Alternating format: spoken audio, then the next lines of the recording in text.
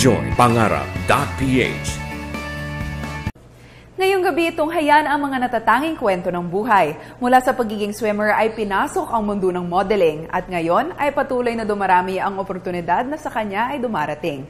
Lumaki man na walang pandinig at hindi makapagsalita, ang tahimik na kapaligiran ay nagsilbi niyang daan upang ang mundo ng modeling ay kanyang makamtan. Ako po si Carla Lizardo at ito ang Personal. Mga karanasan na kapupulutan, mahalagang aral sa tinak na daan, kwento ng tagumpay at mga inspirasyon, hango sa buhay at muling pagbangon, pinalakas, pinatatag ang kalooban, natutong lumipad, natutong lumaban, mga katangi-tanging Pilipino, iba't ibang istorya at pagkatao, alamin kung paano at kung sino-sino, kilalanin bawat isa sa likod ng bawat kwento.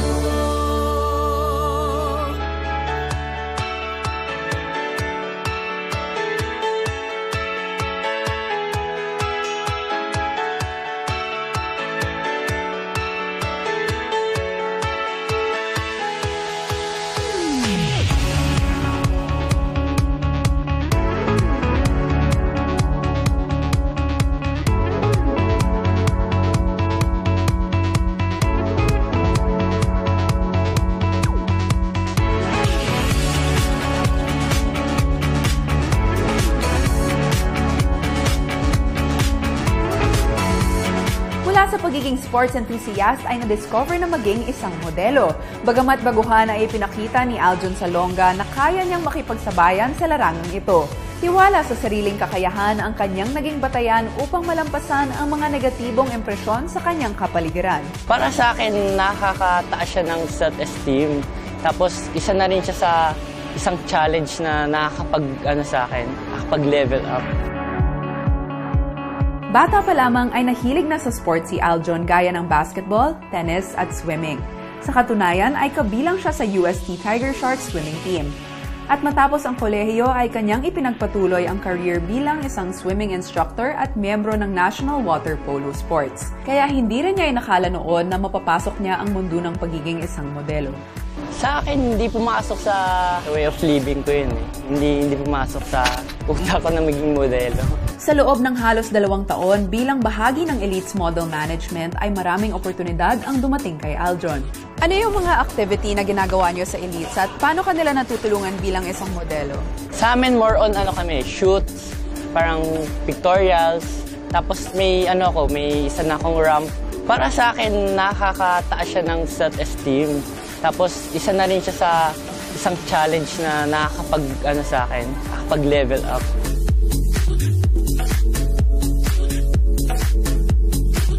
Sa ngayon ay masaya raw si Aljon na maayos niyang nagagampanan ang kanyang mga tungkulin bilang isang modelo at isang atleta.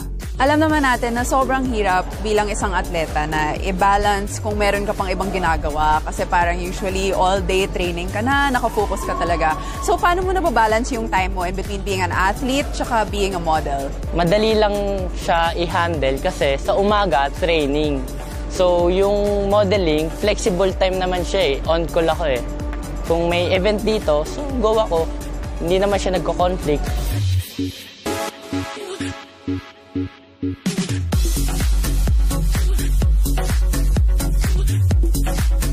Sa pagbabalik ng Personal. Discipline.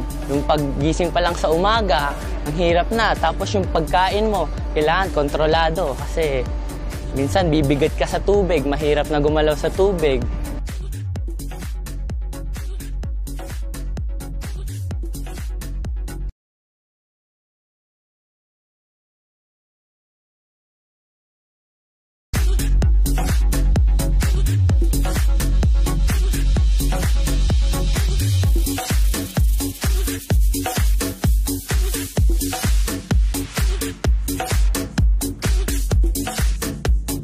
Malaki daw ang naitulong kay Aljon ng pagiging isang swimmer lalo na sa iba't ibang disiplina. Alas 5 pa lang ng umaga ay nagsisimula na ang kanilang training sa Rizal Stadium. Yung paggising pa lang sa umaga, ang hirap na. Tapos yung pagkain mo, kailangan kontrolado kasi minsan bibigat ka sa tubig, mahirap na gumalaw sa tubig.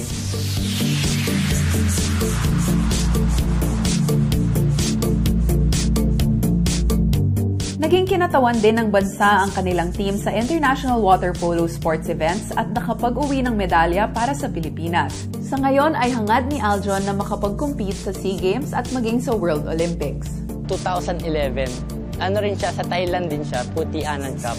Nag-third place kami doon. So ayun yung pinaka great na laro na nagawa namin as a team eh. Bago lang kasi kaming team eh, parang magto 2 years pa lang kami.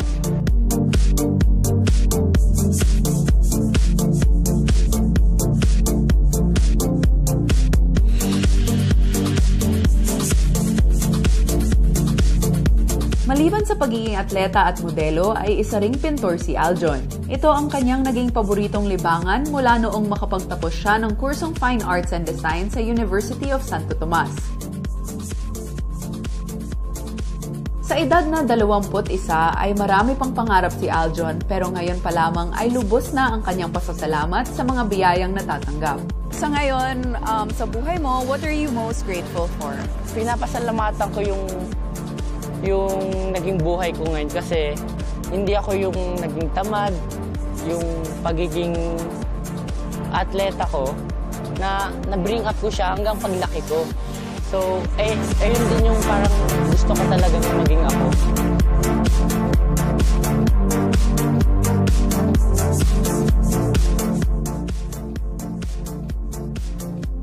Sa pagbabalik ng personage, she attended a couple of trainings and formal trainings and workshops. So, talagang head-on. Yun na yung dream niya. That was already her goal. And she knows how to start. So, what she did was she contacted the people that she knows could help her.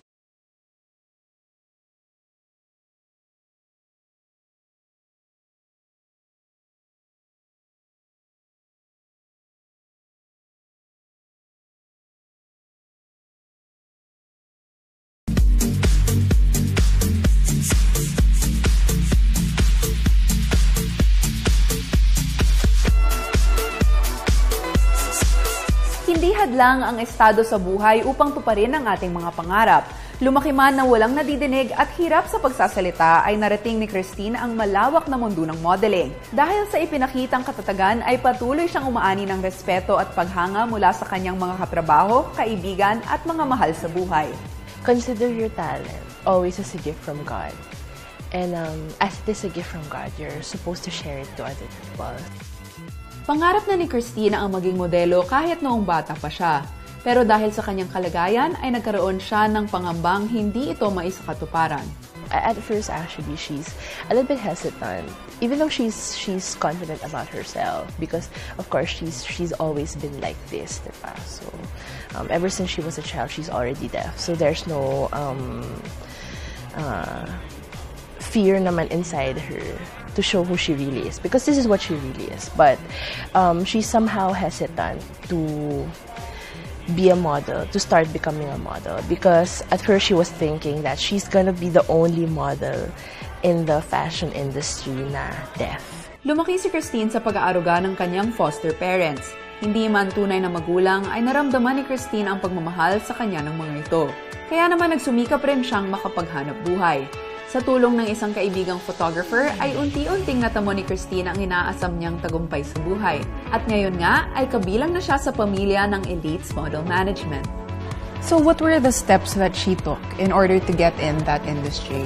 Well, before she actually became a model, she attended a couple of trainings and formal trainings and workshops. So, talagang head-on.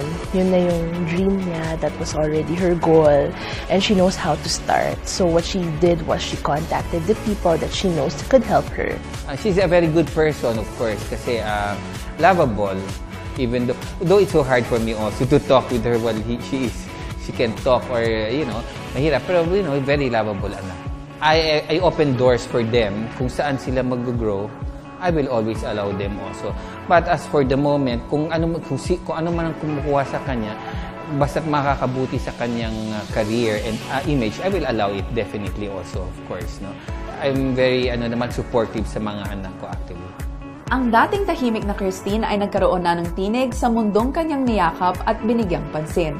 So can you tell me about your very first time modeling?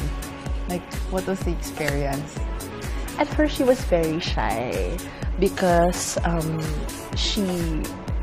of course, when you meet her in person, because of course, there's no real sign for you to know if someone is deaf. So, you know, when you enter a casting, for example, or when you enter, like on her first job, when she went into the photo shoot, into her first photo shoot, she was a bit shy to start texting people because, you know, for us nowadays, because we're so technologically advanced, it's so difficult for us to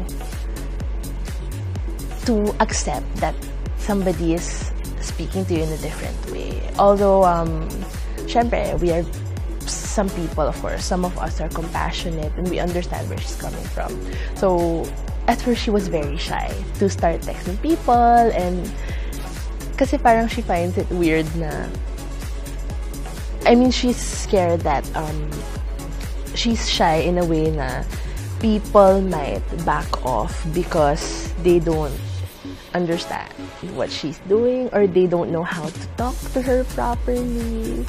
So, yung mga ganon. Because, of course, for us, like, what I noticed in her jobs, people talk to her in English instead of texting back. So, those kinds of things. And on her very first job, she was, the people were really shocked. They were really surprised to know that she's deaf. And they were amazed by it because even if it's a so-called hindrance, you know, she didn't allow it to stop her from doing what she actually loves.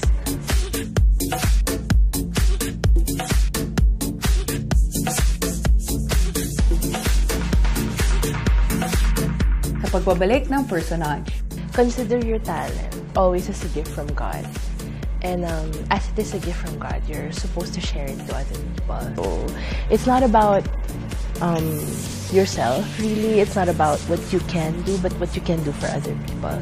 So she said that it's all about serving others, and it's all about looking for the welfare of other people and inspiring others.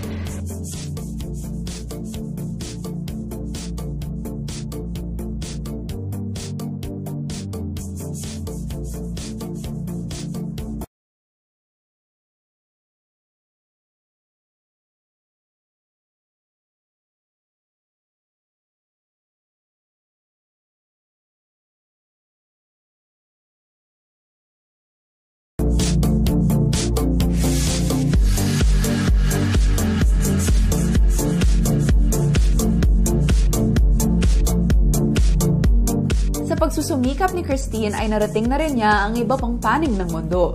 Nakapag-post na rin hindi lamang sa local kung hindi maging sa international magazines. She's already taking the industry by storm, and she's not just a big model here in the Philippines but also abroad. So what would she say is like the most memorable like ramp show or photo shoot she's ever had? The most memorable for her is the one she did for Canada because a lot of people tell her that she looks like another international model, Filipino international model. She looks like Rhea Bolivar. And Rhea Bolivar is her senior. So it's really flattering for her to get to work with Rhea because on that shoot, the peg was for her to be like a twin of Rhea. And then it was brought to Canada, actually. It was brought to Toronto now, her work with Rhea. And she worked with Kim Gan. And this collection has been brought to Toronto for the Toronto Fashion Week. She's so happy because Rhea Bolivar is like, she's looking up to her because, of course, she's her senior. And For that shoot, the peg is for her to look like Rhea, so she felt really proud of that achievement. Right now, like, that's one of the best parts of modeling. You get to see the world. If you could go to any country, like, what's your dream city or country to visit? Her first is Paris, of course, but she also wants to try Milan. Because actually she's taken in by an agency from Milan, but they haven't brought her there yet. So, malapit na. So yun, it's a dream that's about to come true. Marami pang pangarap si Christine, kabilang na dito ang pagkakaroon ng sarili niyang negosyo. And aside from modeling, she's also an athlete. Yes. So you also do rowing to keep fit. Can you tell us about this? She loves sports. She actually does this, and she also plays soccer. She rows with the Philippine team, and she's part of the deaf community of rowers. And she actually travels around the Philippines to compete with different rowing teams here, locally and internationally. And she's been in Bohol, Bicol, Cebu, Subic, so Davao. So aside from like her athletic career and her modeling career, are there any other goals that she wants to achieve? Is she doing anything else? She's actually a good artist. She sketches clothes and she sketches designs. So she said that eventually she might take fashion designing as one of her interests. At para sa mga taong patuloy na nangangarap, ito ang mensahe ni Christine. Consider your talent always as a gift from God. And as it is a gift from God, you're supposed to share it to other people. So it's not about yourself, really. It's not about what you can do, but what you can do for other people. So she said that it's all about serving others, and it's all about looking for the welfare of other people and inspiring others, because in this industry, it's so easy to be self-centered and narcissistic and just think about what you can do for yourself. But for her, she wants to inspire more people so that our weaknesses can be our strengths.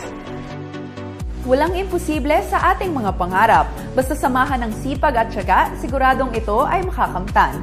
Ang buhay na pinagdaanan ni Aljon at Christine ay magsilbisa ng halimbawa na anumang pagsubok ang dumating, ito ay kayang-kaya nating harapin. Hanggang sa muli, itong programang naghahatid ng mga kwento ng tagumpay, inspirasyon at pagbangon. Ako po si Carla Lizardo at ito ang Personage. If you love fashion, if you really wanted to be a designer, go for it. But what's important is you love what you're doing. Kasi if you don't love it, hindi siya lalabas. When I say I'm a fashion designer, it's authentic. So make sure, like, if you're a fashion designer, be a fashion designer. Don't copy someone else's work. Be original. Show to the world that you've got your own taste, you've got your own texture, you've got your own style. Show them that this is you and this is who you are.